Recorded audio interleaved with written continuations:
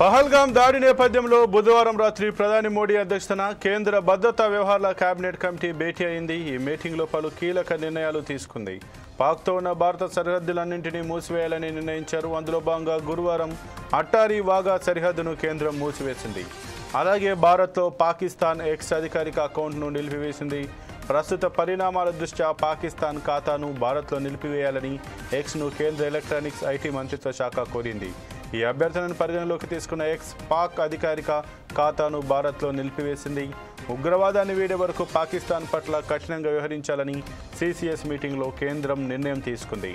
ఈ మేరకు పాకిస్తాన్కు సంబంధించిన దౌత్య సంబంధాలపై భారత్ కీలక నిర్ణయాలు తీసుకుంది.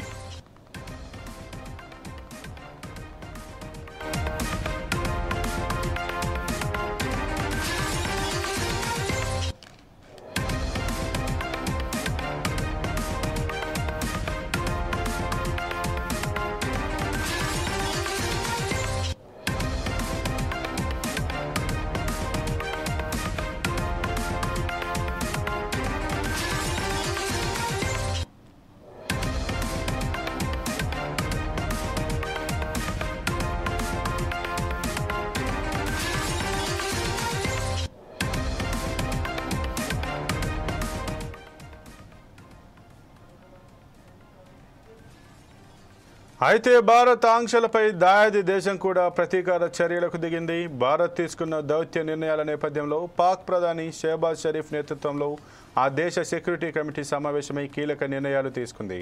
పాకిస్తాన్లో సార్క్ వీసా మినహాయింపు స్కీమ్ ద్వారా పర్యటిస్తున్న భారతీయులకు అనుమతులతో పాటు ఇతర వీసాలను కూడా రద్దు చేస్తున్నట్లు పాక్ ప్రకటించింది. అంతేకాకుండా ఇస్లామాబాద్లోని భారత హైకమిషన్ కార్యాలయంలోని భారత దౌత్య సిబ్బందిని 55 నుంచి 30కి తగ్గించింది. ఇక అట్టారీ బార్డర్ను మూసివేయాలని భారత్ నిర్ణయించగా దానికి ప్రతిగా వాఘా బార్డర్ను మూసివేస్తున్నట్లు పాకిస్తాన్ ప్రకటించింది. ఇక 1972లో కుదిరిన సిమ్లా ఒప్పందాన్ని కూడా రద్దు చేస్తున్నట్లు పాకిస్తాన్ ప్రకటించింది.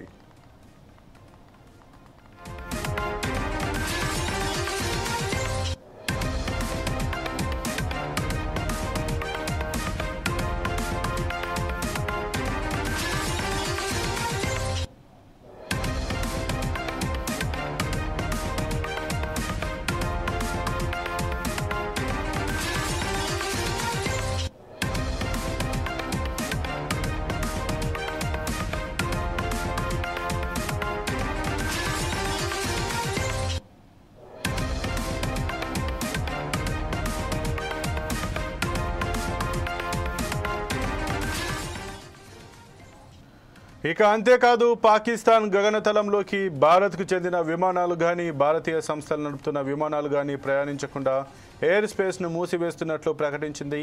అదే సమయంలో భారత్తో అన్ని రకాల వాణిజ్య సంబంధాలను తెగదెంపులు చేసుకోవాలని పాకిస్తాన్ నిర్ణయం తీసుకుంది.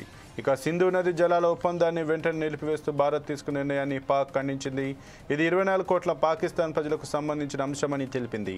సింధు జలాల ఒప్పందం ప్రకారం పాకిస్తాన్కు కేటాయించిన నీటిని మళ్లించడానికి లేదా ఆపడానికి చేసే ప్రయత్నాన్ని యుద్ధ చర్యగా పరిగణిస్తామని పాకిస్తాన్ స్పష్టం చేసింది. అలాంటి చర్యలను తిప్పికొడతామంటూ వెల్లడించింది. అలాగే పాకిస్తాన్ సైన్యానికి సెలవులు కూడా రద్దు చేస్తూ నిర్ణయం తీసుకుంది.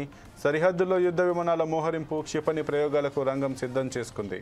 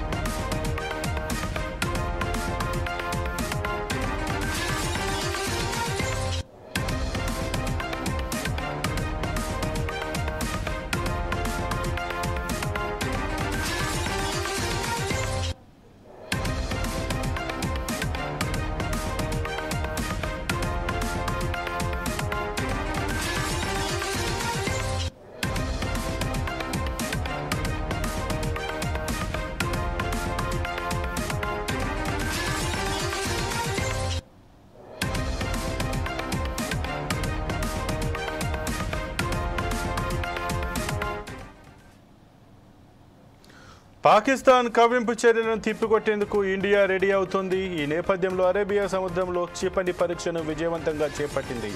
నేవీకి చెందిన స్వదేశీ గైడెడ్ క్షిపణి విధ్వంసక నౌక ఐఎన్ఎస్ సూరత్ నుంచి స్విమ్మింగ్ టార్గెట్లను ఛేదించే సత్తా కలిగిన క్షిపణిని పరీక్షించింది. 70 కిలోమీటర్ల పరిధిలో టార్గెట్లను ఛేదించగలిగిన medium range surface to air మిసైల్ను పరీక్షించింది. ఈ సందర్భంగా లక్ష్యాన్ని అది అత్యంత ఖచ్చితత్వం ఛేదించిందని భారత నౌకాదళం వెల్లడించింది.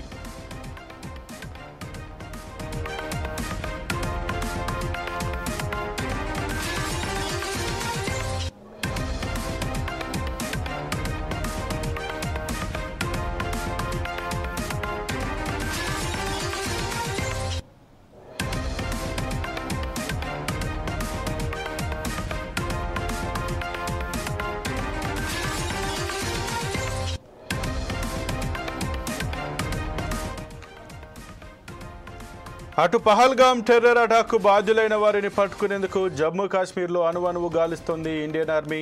టెర్రరిస్టులనే కాదు, టెర్రరిజాన్ని ప్రోత్సహించే వాళ్ళను కూడా సహించేది లేదని ఇప్పటికే భారత్ తేల్చి చెప్పింది. ఈ సందర్భంగా రాష్ట్రపతి ద్రౌపది ముర్మును కేంద్ర హోంమంత్రి అమిత్ షా, విదేశాంగ మంత్రి జయశంకర్ కలిశారు.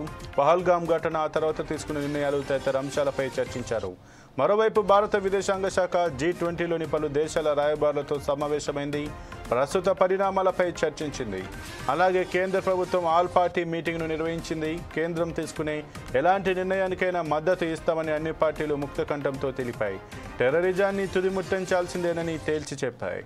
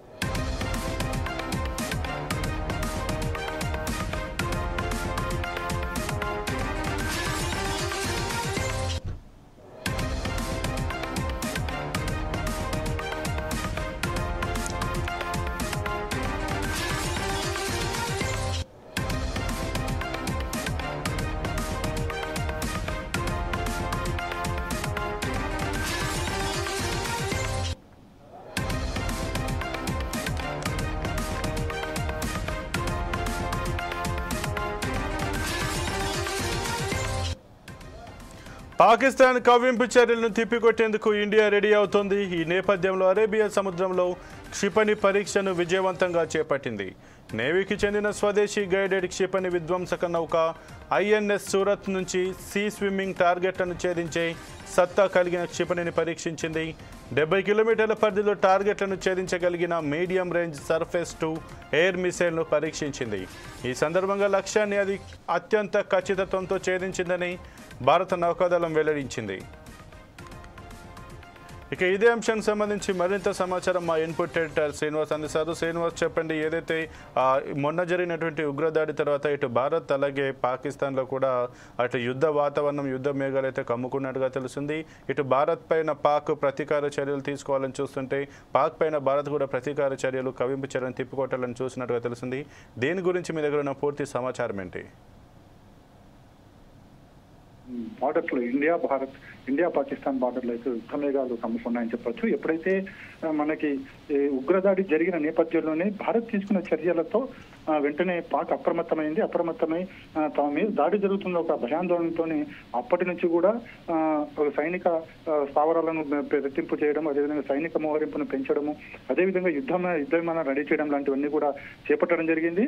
అయితే అప్పటి వరకు కూడా భారత్ సైలెంట్ గానే ఉంది. ఎందుకంటే భారత్ వేచి చూసే ధోరణితోనే అవలంబిస్తూ వచ్చింది. ఎప్పుడైతే ఉగ్రదాడి తర్వాత చూస్తే మనము పరిస్థితులన్నీ కూడా మన దేశంలో తారుమారైన పరిస్థితి. ఖచ్చితంగా పాకిస్తాన్ చర్యలకు ఉపక్రమించాలని చెప్పేసి అన్ని వర్గాల ప్రజల నుంచి కావచ్చు, పార్టీ నుంచి కావచ్చు డిమాండ్ వస్తున్న నేపథ్యంలోనే భారత్ కొన్ని ఆంక్షలను విధించడం జరిగింది. అది కూడా పాకిస్తాన్లో ఇక్కడ పాకిస్తాన్ ఎవరైతే ఉన్నారో వాళ్ళంతా కూడా దేశం విడిచిపోవాలని చెప్పేసి, అదేవిధంగా ఇతర వీసాలు రద్దు చేయడంతో కావచ్చు, అదేవిధంగా పాక్ హై కమిషన్ ఇక్కడ నుంచి పంపించడం కావచ్చు, భారత్ సెక్యూరిటీ బార్డర్స్ ఏవైతుంటే బార్డర్లు అన్నింటినీ కూడా క్లోజ్ చేయడం కావచ్చు.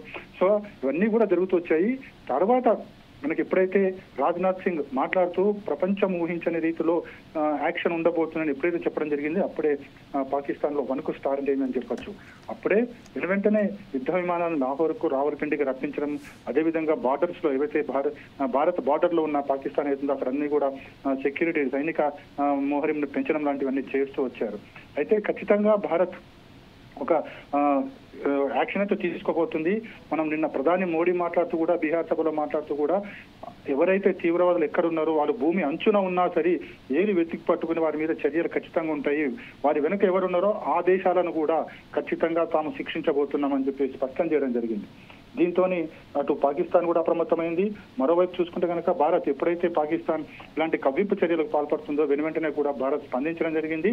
ఆ వెంటనే భారత బార్డర్స్ ఏవైతే అక్కడ అన్ని కూడా సెక్యూరిటీని పెంచడంతో పాటుగా గస్తీని చాలా సీరియస్ గా ప్రతి అంశాన్ని కూడా పరిశీలిస్తూ గస్తీ నిర్వహించడం జరుగుతుంది. మరోవైపు చూసుకుంటే కనుక అటు అరేబియా సముద్రంలో మన నావికాదళం నిన్న ఐఎన్ఎస్ విక్రాంత్ క్షిపణిని ప్రయోగించడం జరిగింది. అది సక్సెస్ఫుల్ గా అయ్యిందని చెప్పేసి కూడా నావికాదళ అధిపతులు చెప్పడం జరిగింది. అంటే ఈ ఐఎన్ఎస్ విక్రాంత్ అనేది మనకి అంటే వాటర్ మీద నుంచి, అంటే జలాంతర్గామి అనమాట, ఇక్కడ నుంచి జలాంతర్గామి అరేబియా సముద్రం నుంచి నేరుగా పాకిస్తాన్ మీదకి అటాక్ చేయడానికి చాలా దగ్గర దారి. సో దానికి కూడా ఇండియా రెడీ కావడంతో ఇక మొత్తం యుద్ధ మేఘాలు కమ్ముకున్న పరిస్థితి అయితే కనిపిస్తుంది. అయితే మరోవైపు చూసుకుంటే కనుక ఖచ్చితంగా పాకిస్తాన్ మీద చర్యలు ఉంటాయని చెప్పేసి ఇటు కేంద్ర ప్రభుత్వం చెప్తుంది, అదేవిధంగా ఉన్న మన ప్రజలు కోరుకుంటున్నారు. కాబట్టి ఖచ్చితంగా యాక్షన్ ఉండబోతుంది. ఈ యాక్షన్ ఏ విధంగా ఉండబోతుందంటే POK లోకి ఎంట్రీ కాబోతుంది భారత్. అక్కడ ఉన్న మొత్తం ఏవైతే ఉగ్ర శిబిరాలు ఏవైతే ఉన్నాయో వాటిని అన్నింటినీ కూడా నేలమట్టం చేయడం, అక్కడ ఉన్న వారిని అందరినీ కూడా ఏరివేయడం, POKని భారత ఆధీనంలోకి తీసుకోవడం లాంటివన్నీ కూడా ఉండబోతున్నాయని చెప్పేసి కూడా మనకున్న సమాచారం. మొత్తానికైతే ఊహించని రీతిలో ఒకటి జరగబోతుంది. అది ఎన్ని రోజులు అనేది కూడా మనం చెప్పలేం, కానీ ఖచ్చితంగా ఉంటుంది. గతంలో మనం చూసాము సర్జికల్ స్ట్రైక్ లాంటివి కూడా ఎవరు ఊహించని విధంగా సర్జికల్ స్ట్రైక్ చేయకొచ్చి అక్కడ ఉగ్ర శిబిరాలను అన్నింటినీ కూడా మట్టుమెట్టడం జరిగింది. సో అంతకు మించి ఉండబోతుంది ఈసారి ఈ చర్యలు అనేది మాత్రం ఇక్కడ మనకు స్పష్టంగా కనిపిస్తుంది. అందుకు తగ్గ పరిణామాలు కూడా మనం చూస్తున్నాం. రాజకీయ పరంగా ఏ విధంగా పరిణామాలు చోటు చేసుకుంటున్నాయి, అదేవిధంగా కాశ్మీర్ బార్డర్స్, భారత్ బార్డర్స్ అన్ని కూడా ఏ స్థాయిలో అక్కడ యుద్ధ వాతావరణం నెలకొనింది అనేది కూడా మనకు కనిపిస్తుంది. మొత్తానికైతే ఈ పహల్గాం ఉగ్ర దాడి తర్వాత భారత్ మాత్రం చాలా సీరియస్ గా తీసుకుంది ఈ విషయాన్ని. ఎట్టి పరిస్థితుల్లో కూడా సహించేది లేదు. 28 మందికి సంబంధించిన ప్రాణాలు తీసుకున్న వారిని ఖచ్చితంగా తాము కొట్టి తీరుతాము, ఎట్టి పరిస్థితుల్లో కూడా వదిలే ప్రసక్తి లేదు. వాటి వెనక ఎవరున్నా సరే వారిని కూడా మట్టు పెడతామని చెప్పేసి కూడా భారత్ స్పష్టం చేయడం జరిగింది. ఆ దిశగానే భారత్ వెళ్తుంది. చూసే ఇప్పుడు పాకిస్తాన్ కి భయం పట్టుకుని వారు కూడా అప్రమత్తం అవ్వడం జరిగింది. సంపత్. అయితే శ్రీనివాస్, ముఖ్యంగా భారత్ ఏదైతే ఇటు బార్డర్ను క్లోజ్ చేయడం, అలాగే ఈ సింధు నదికి సంబంధించి ఏదైతే ఒప్పందం ఉందో దాన్ని కూడా క్యాన్సిల్ చేసి నీటిని విడుదల చేయకుండా ఉండడానికి ఒక చర్యలు అయితే తీసుకున్నట్టు, దీనిపైన పాకిస్తాన్ కూడా స్పందించి వాళ్ళు కూడా కొన్ని ఆంక్షలు అయితే పెట్టినట్టుగా, ఏదైతే సిమ్లా ఒప్పందాన్ని రద్దు చేసుకున్నట్టుగా, అలాగే వారి ఎయిర్ బేస్ను కూడా క్లోజ్ చేసినట్టుగా అయితే తెలుస్తుంది. ఇక ఈ నేపథ్యంలో పాకిస్తాన్ ఏ రకంగా స్పందించే అవకాశం ఉంది? పాకిస్తాన్ ఇప్పుడున్న పరిస్థితుల్లో ఏ రకంగా స్పందించట్లు కూడా పెద్దగా వాళ్ళకి ఉండేది ఉండదు. వాళ్ళకి నష్టమే కలిగే అవకాశం ఉంది. ఇప్పుడున్న పరిస్థితుల్లో పాకిస్తాన్ ఆర్థికంగా పూర్తిగా కుదేలైపోయిన పరిస్థితి. ఎందుకంటే గత కొన్నేళ్లుగా చూస్తున్నాం పాకిస్తాన్ మోడీ ప్రభుత్వం అధికారంలోకి వచ్చిన తర్వాత అంతా కూడా సైలెన్స్ గా కూర్చున్న పరిస్థితి. ఎక్కడ కూడా ఉగ్రదాడులు కావచ్చు, లేకుంటే కవ్వింపు చర్యలు అనేవి తక్కువ లేదు. ఎందుకంటే ఇప్పుడున్న పరిస్థితిలో చైనా రెచ్చగొట్టే రీతిలో చైనా ప్రవర్తిస్తుంది కాబట్టి పాకిస్తాన్ సైలెంట్ గా ఉంది. కానీ ఇప్పుడున్న పరిస్థితిలో పాకిస్తాన్ ఎలాంటి కవ్వింపు చర్యలు చేపట్టినా, లేకపోతే ఎలాంటి భారత్ మీద ఎలాంటి ఆంక్షలు ఇచ్చినా భారత్ కి పెద్దగా ఉండకూడదు ఏమీ లేదు. పాకిస్తాన్ నుంచి భారత్ కు వచ్చేది ఏమీ లేదు.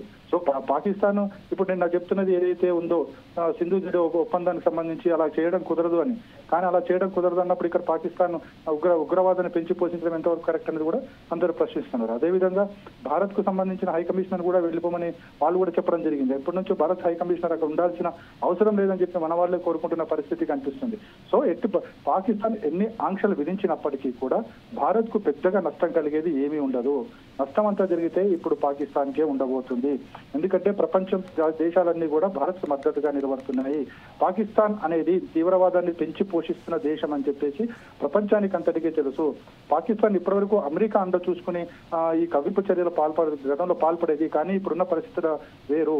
ఎప్పుడైతే మోడీ అటు అమెరికాతో జరిపిన రాయబారాలు కావచ్చు, అదేవిధంగా రాజకీయంగా జరిగిన పరిణామాలు కావచ్చు, వీటన్నిటి కూడా అమెరికా ప్రభుత్వం కూడా ఎట్టి పరిస్థితుల్లో కూడా ఉగ్రవాదానికి ఊతమిచ్చేది లేదు కానీ దూరంగా ఉంది. ఒకవేళ యుద్ధం అంటూ వస్తే గనక ఇక్కడ అమెరికా మౌనంగా ఉండబోతుంది. అదేవిధంగా భారతదేశానికి ఏదైతే మద్దతు ఇచ్చిన దేశాలు రష్యా కావచ్చు, ఇతర దేశాలు కావచ్చు, అవన్నీ కూడా భారత్ కు మద్దతు ఇవ్వబోతున్నాయి. ఇంకో ముఖ్యమైన విషయం ఏంటంటే మనకి ఏవైతే అరబ్ కంట్రీస్ ఏవైతున్నాయో అరబ్ కంట్రీస్ అన్ని కూడా భారత్ కు మద్దతుగానే నిలబడుతున్నాయి తప్ప పాకిస్తాన్ ఎట్టి పరిస్థితుల్లో కూడా సపోర్ట్ చేసే పరిస్థితి లేదు. సో ఇప్పుడున్న పరిస్థితుల్లో యుద్ధం అంటూ వస్తే గనక నష్టపోయేది పూర్తిగా పాకిస్తాన్ మాత్రమే. ఇప్పుడున్న పరిస్థితి ఇప్పటికే ఆర్థిక మాంద్యంతో కొట్టుమట్టాడుతున్న దేశం మరింత దిగజారే అవకాశం ఉంది. కాబట్టి పాకిస్తాన్ అలాంటి చర్యలకు పాల్పడుతుందా లేదా, అలాంటి దుందుడుకు చర్యలకు వెళ్తుందా లేదా అనేది వేచి చూడాలి. ఎట్టి పరిస్థితుల్లో మాత్రం భారత్ మాత్రం ఖచ్చితంగా జవాబు ఇవ్వబోతున్న మాత్రం మనకి స్పష్టంగా తెలుస్తుంది. Sampath. Okay, thank you Srinivas.